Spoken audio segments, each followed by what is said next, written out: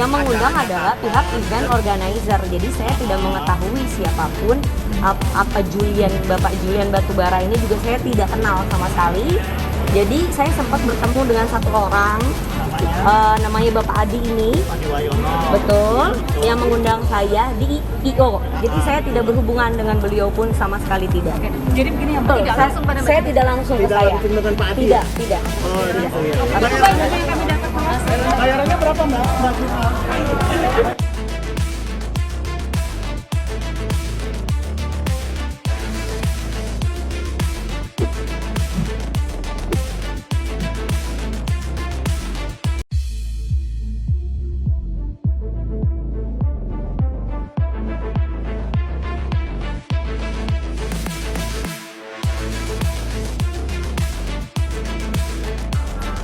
Pertama, apakah cita-cita itu tahu uang yang dipakai buat membayar yang bersangkutan itu dari hasil korupsi, kan itu kan?